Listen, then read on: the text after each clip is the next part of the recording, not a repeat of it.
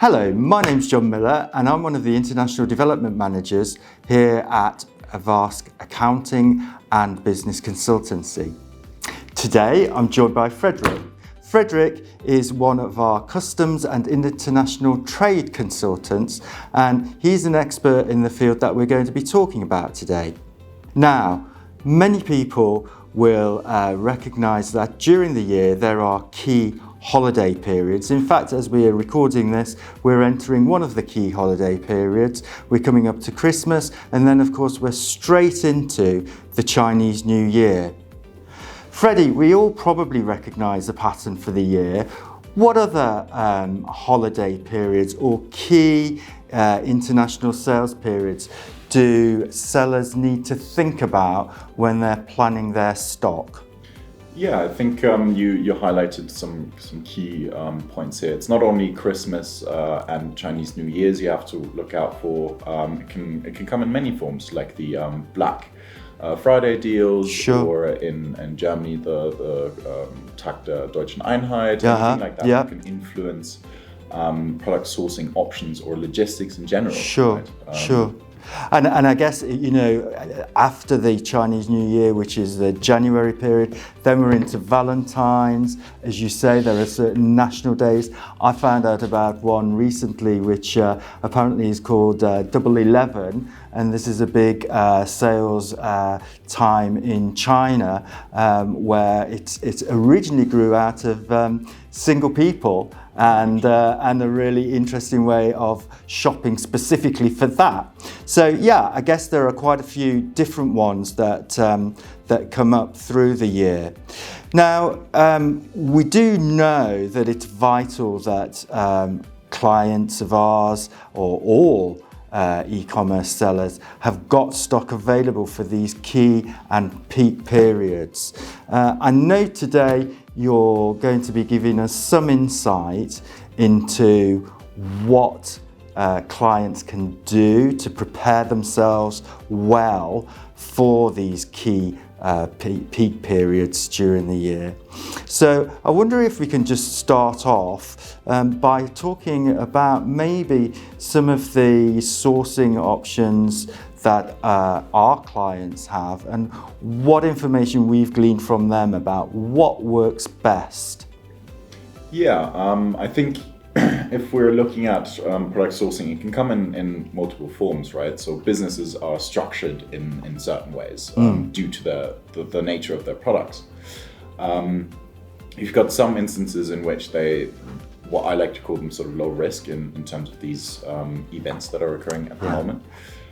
So these are often for product types where you can source locally. In which, if it's, for instance, DIY products, because they're so unique, you can gather all of the natural-based products of your goods locally, maybe within arm's reach, and you don't have to outsource certain manufacturing types, so you don't have to go into distant countries in order to get your products. So in those instances, because they are so easily reached, I would say that they are probably the least amount of risk that is involved in sourcing these goods or producing them in that fact. This does change for if you've got certain unique products and you've got specific molds for your goods that only certain manufacturers can produce. So that's sort of the other end of that risk, where you're now very dependent on these manufacturing plants, right? So one thing we look at is how do you best prepare if there is something that could influence your shipping behavior, your sourcing behavior, or anything like that. Specifically for peak periods where there might be some congestion at ports, fluctuations in prices, maybe it influences your profit and loss margin so much that all of a sudden your traditional manufacturing plant is not an option. So what do you do? So we like to have strategies in place in which we can mitigate risk. So diversification in a portfolio is key. So you look at different options or different countries even in which you can manufacture products. If we look at things like clothing, traditionally we see Vietnam, Indonesia, and India being used. So there's different countries in which you can make use of, and then of course, respectively, you have to look at the trade agreements between the countries. So might differ between the India and UK or Vietnam and UK. Sure. All of that is something you would have to consider prior to actually acquiring these goods, right? Because if you look at tariffs, duties, for instance, you'd have to all of a sudden take into account the different percentages that come into play that you have to pay for taxes. Okay, so there's quite a lot of regulatory involvement in all of this. That as well, yeah. Yeah. So if we're a seller and we're looking at our business and we're trying to do the maths to see, well, what really works when we're trying to get our sourcing at these key points, I suppose we understand, the original cost that our manufacturer or our alternative manufacturer is quoting to us. But above and beyond that, we need some expertise to be able to come up with what the final figures are. Is that what you're saying to us? Yeah, so it's not only the final figures, but in terms of licensing requirements, certificates, or anything that you might need to add for product compliance. It's always good to have that double checked with a specialist, right? Okay. To show that you are compliant with sales either within that one country, if you're UK based, or for a whole region. So if you're looking at the whole of EU, for instance. So that becomes very tricky because, as you can imagine, each product in itself has got its own regulatory guidelines, effectively. Right. Another thing that we would look at is also freight costs, right? Yes. They're a big indicator as to whether or not it's worth moving the inventory. So if you're looking at current prices, I think if you can have good relationships with freight forwarders from China to the EU, we're seeing 40-foot containers going for a rate of 3,600, for instance, and then 20-foot containers for around 2,200, around that ballpark. Naturally, there are some fluctuations within those, but since COVID, those numbers have drastically dropped. Now, I would imagine that events like these, and specifically also the peak of Q4, can increase these prices because demand is up. Sure. You've got lots of people who want to stock up and be ready for these type of events. So naturally, they're gonna play their part and make it a little bit more pricey. Yeah, understood. Great, thank you very much. So if somebody wants to get some advice on all of this regulatory aspect, where would you suggest they go? So there are multiple avenues you can consider.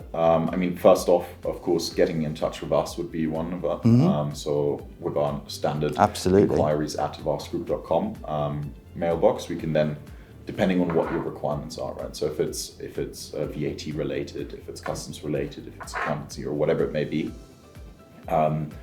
there is a network of people you can reach out to, and by just emailing in, you'll be allocated a certain person who'd specialize in that field.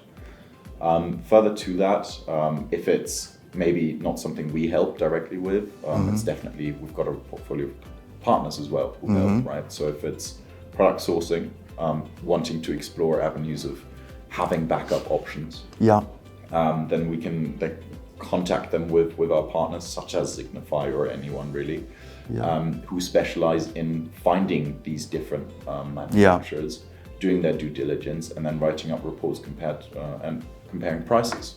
So that's very where the partners have a very hands-on approach, so that you as a seller have to invest as little time as possible. Sure. Because naturally you want to focus on different areas. So you're saying that we can even buy in sourcing services. There are companies out there that will source product for us if we're in the market of buying and then reselling. So it's not our own design. It's something that's already out there.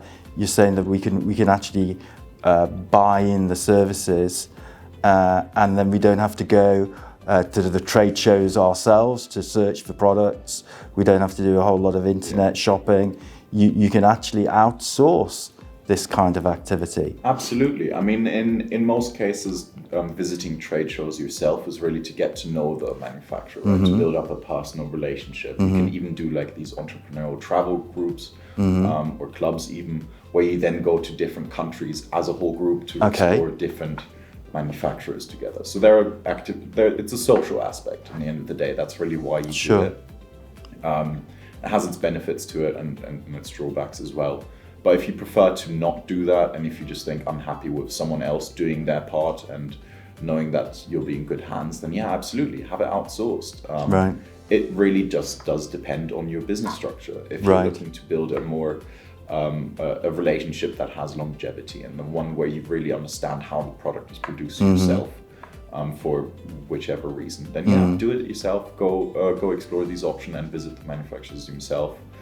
Or if you say that I know that I'll be in good hands, then yes, you can have that outsourced, definitely. Okay, fantastic. Great, well, thank you very much. I think we've covered quite a lot there today. We certainly really want to cover in this the whole thing about whether you're manufacturing your own design and how that's impacted with peak holiday periods, and the difficulty there. If you're actually buying and then reselling, there might be multiple avenues open to you in terms of where you can get that from. We've talked about different regions of the world and where we might be able to source products at particular times. And then we've covered off where you can get expertise to deal with regulatory issues. And with regard to that, we're talking about certificates, we're talking about the whole health and safety and EU angles on this. We're also talking about duties and taxes. So there are a lot of things there that advice is available for. So I guess, the message here is those peak periods are really great sales opportunities. Do prepare in advance, and do please get some professional advice if you're at all concerned about any of the issues that become raised as you're dealing with the import of goods into your market and then to selling them on the various marketplaces. So with that, thank you very much, and please do contact us here at AVASK if you need any help at all with any of the issues that we've raised. We'd be delighted to get your call or your email. Thank you. Thank you, Freddie. Thank you very much.